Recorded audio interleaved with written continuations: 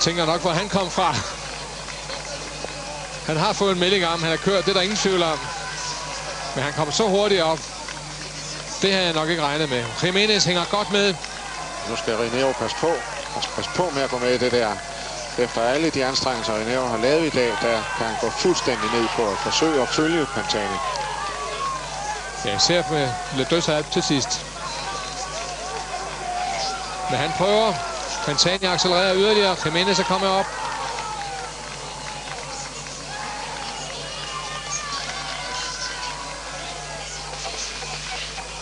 Og nu har de pinden fremme til historieskrivning. Skal Pantani ind og stå side om side med Charlie Gaulle, sit idol. Robin forrest, Ullrich er der stadig. Og Julik. Baranovski inderst.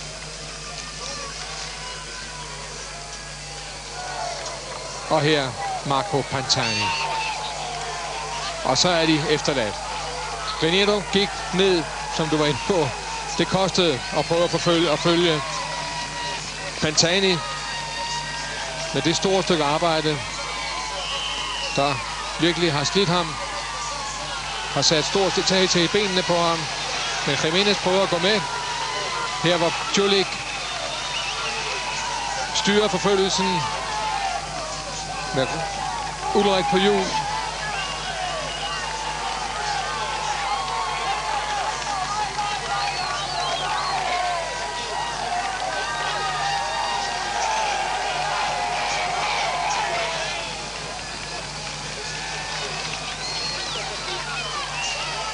Ja, han er nødt til at tage konsekvensen, Julik, selvom han har Reinero fremme.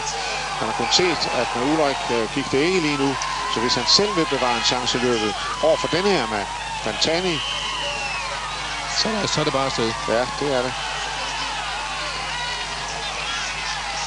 2:04 er der ned til Ullrich. Så er der altså kun 59 sekunder imellem dem i klassementet. Ja, så får vi se, om Ullrich kan forbedre sig meget på nedkørslen. Det bliver en meget, meget dramatisk nedkørsel uden tvivl.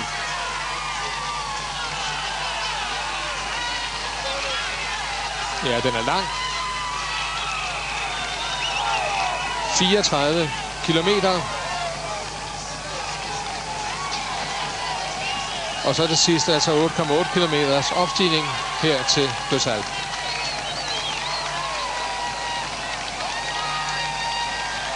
Og han bliver ved med at accelerere, bliver ved med at øge tempoet i de der små hug, der gør det så vanskeligt at følge ham. Op og stå, ned og sidde, op og stå, ned og sidde. Det er trofaste cykelpublikum, som trodser vejret og er heroppe. Og får, hvad de er kommet for, på man sige. Det må man virkelig sige.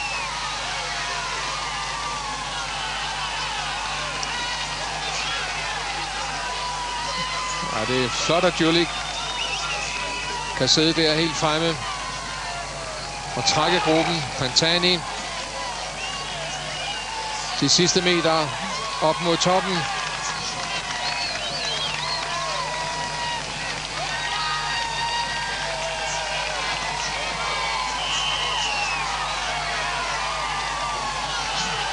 Og rart at se et sådan lys i det her løb, efter al den skygge, der har været kastet over det. Ja, det er en stor sportslig præstation, der foregår nu. Og en åbning af løbet på et afgørende tidspunkt. Ja, hvis ikke det er en lukning. Ja, der mangler jo stadigvæk en enkeltstadion. Det må vi ikke glemme, og der mangler også et par etapper mere i bjergene. Men altså, pludselig bliver det slået vidt åbent. 42 kilometer ind. Og ny stigning op til Deux Alpes. Det kan give ham et stort forspring. Og han kørte fremragende enkeltstart. På den første, her er han over.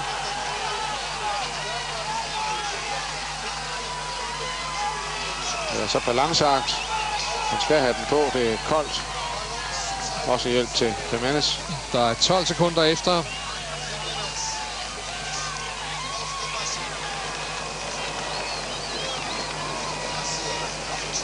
Fortsat Djurlik. Ulrik kigger længselsfuldt efter at se toppen af passet.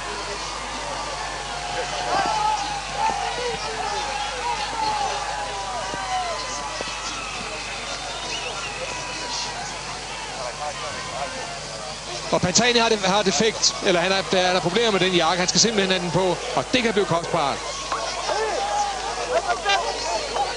Var der Jimenez, der sus forbi der? Det var det.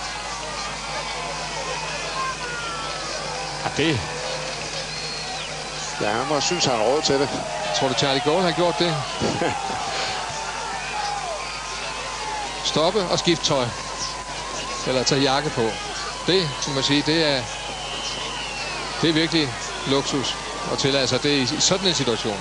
Ja, det måler sig næsten med den situation med Bahamontes, som stoppede på toppen af et bjerg, købte en ispind og spiste den, og så ventede på de andre. Men Pantani venter ikke på de andre. Ja, der er gået 1,5 minut nu.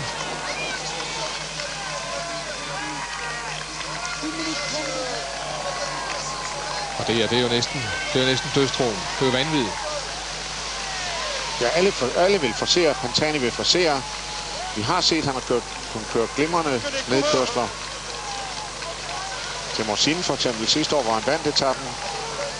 Efter at have kommet første år, og så kørte stærkt intet gav i nedkørslen. Der er gået næsten 2 minutter siden Pantani passerede nu.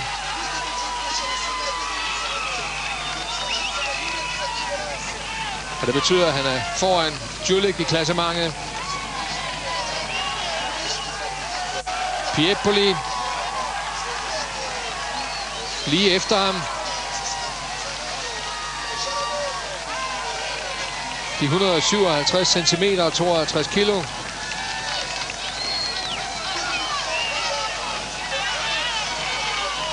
To et halvt minut. Og tiden med i højre hjørne. 2.40. Ja, han kan simpelthen køre sig cool. Det vil næsten være overraskelse, hvis han ikke kan gøre det nu. Pantani. Trods sit pitstop. Det er en stor frækhed, som man sent fik glemme. Og Rineo er kommet op til Jimenez og Pantani. Pantani, ja.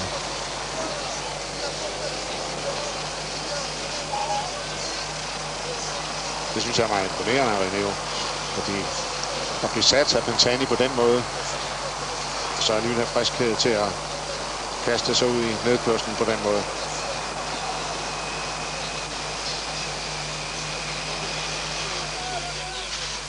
Og de er mere end 2.40 over. Og der er sket et styrt her. Det er Djurlik, tror jeg. Djurlik. Det ser ud som om, det er Djurlik, der har væltet. Det er i hvert fald den blå hjelm.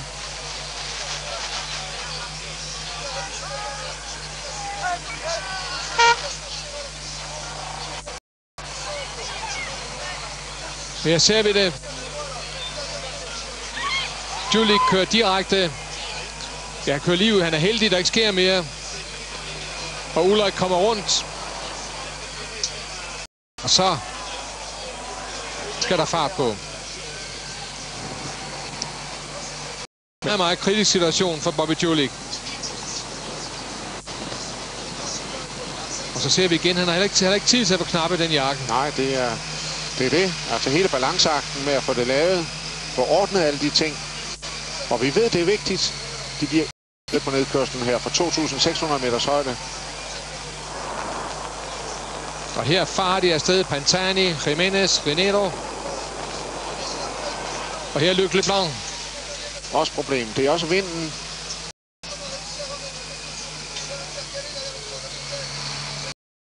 Ja, de hjælper jo ikke noget. Den nærmest faldskærmer på, hvis ikke den bliver lukket. Som et sejl, der